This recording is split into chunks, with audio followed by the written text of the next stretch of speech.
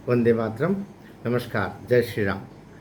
हम एक बड़े पायदान पर पहुंचे हैं, मैं ऐसा मान के चलता हूं। जब मार्च माह में दिशा सालियान के पिताजी ने एक पिटिशन रखी थी माननीय उच्च न्यायालय मुंबई में कि उनकी अ, बेटी के साथ में जो हुआ वो नृशंस हुआ है।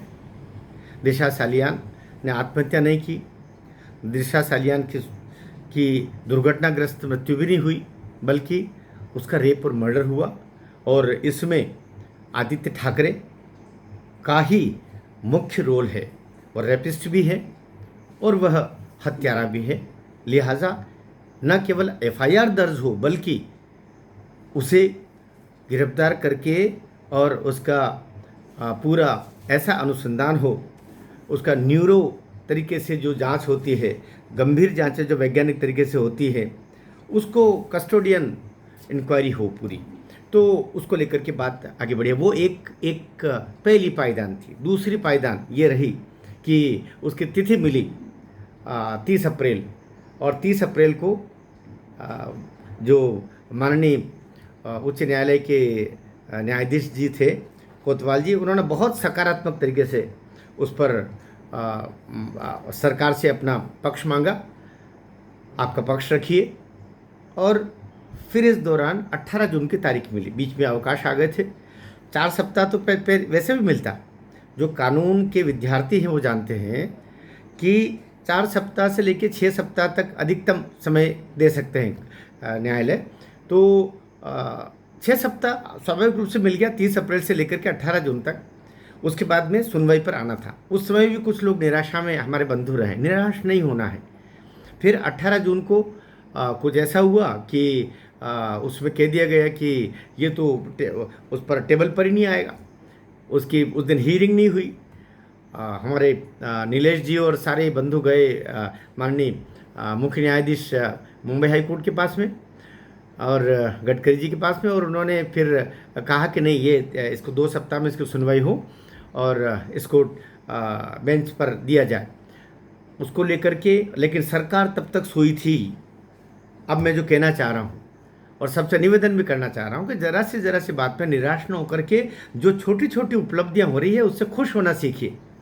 उससे हम कहीं आगे बढ़ रहे हैं, ये समझिए कानून की भाषा में।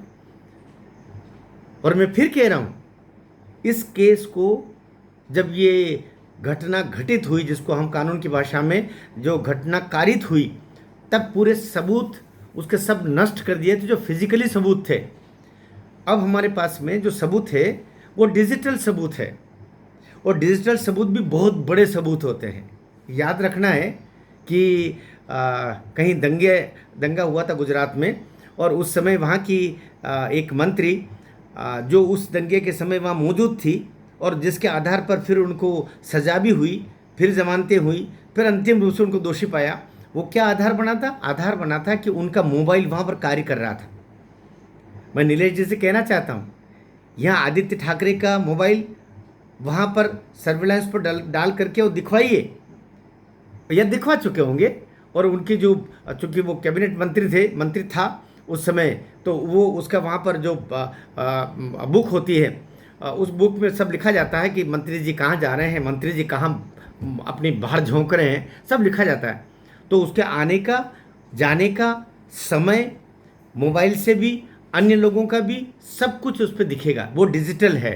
साथ ही वो जो चैट हुआ उस दौरान, अर्थात आदित्य ठाकरे का और रिया चक्रवर्ती का जो चैट हुआ, साथ में सुशांत का और रिया का जो चैट हुआ, फिर सुशांत के माध्यम से जो चिंता व्यक्त की गई, वो कौन कौन लोग वहाँ पर थे, फिर रोहन रॉय का जो चैटिंग रिया से हुआ, फिर रोहन रॉय का जो भी हुआ है दिशा से, वो सब आएगा उसमें।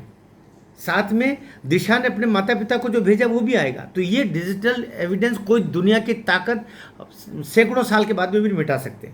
वो तो है, और वो बड़े आधार बनेंगे। फोटोग्राफ्स, बयान, और बयान जो जीवित लोग हैं, कईयों को तो मार दिया है ना ठाकरे गैंग ने, तो लोग जो जीवित बचे हैं, जो भी छुपे हुए हैं, जो बाहर आ रहे हैं, तो इंट्रोगेशन इन सब का होगा।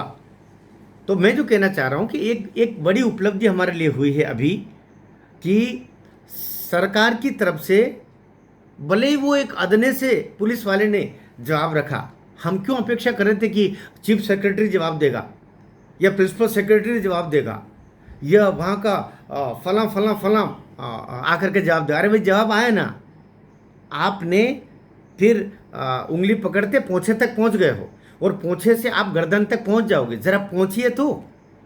इसलिए सरकार को भी धन्यवाद दीजिए। देखो सरकार से लड़के और आप चाहोगे कि आपको न्याय मिल जाएगा, न्याय तो मिलेगा लेकिन बहुत मुश्किल से मिलेगा, क्योंकि इस केस में दो चीज़ें गड़बड़ हुई ना। दिशा के पिताजी पहले ये कह चुके कि उसकी तो स्वाभाविक मृत्यु हुई है, उसको बदनाम मत करो और मैं कुछ नहीं चाहता हूँ। माता पिता दोनों ने कह दिया। यद्यपि वो किशोरी पेडनेकर उनके घर गई महापौर और आदित्य ने उसका ये किया, प्रेशर दिया और ये दुनिया भर का वो एक है, लेकिन कानून ये नहीं जानेगा ना। उसके भी फिर किशोरी को आपको पकड़ के लाना पड़ेगा, अरेस्टिंग उसकी भी हो, तब जाकर के बयानों की कड़ी लाते हुए फिर आपको यहाँ तक लाना पड़ेगा। बयान इनमें ये फांसी के फंदे तक पहुँचेंगे, इसमें कोई कोई कोई कोई दो मत नहीं। समय लगेगा, समय स्वयं बहुत बड़ा न्यायाधीश है, वो सजा दे के रहेगा। पालघर में जो दो साधुओं ने बिलख बिलख करके अपने प्राण दे दिए ना, उनकी बद्दुआएं इस ठाकरे परिवार को समूल नष्ट कर देगी। जैसे एक साधु ने कभी इंदिरा जी के लिए बद्दुआ दी थी, आज परिणाम देख रहे हैं। क्षमा करना आप, ये विषयांतर हो रहा है, मैं इस पर दलगत बात नहीं कर रहा हूँ, लेकिन यहाँ पर एक पुलिस वाले ने जवाब दे दिया है, हम एक कदम आगे बढ़ गए हैं।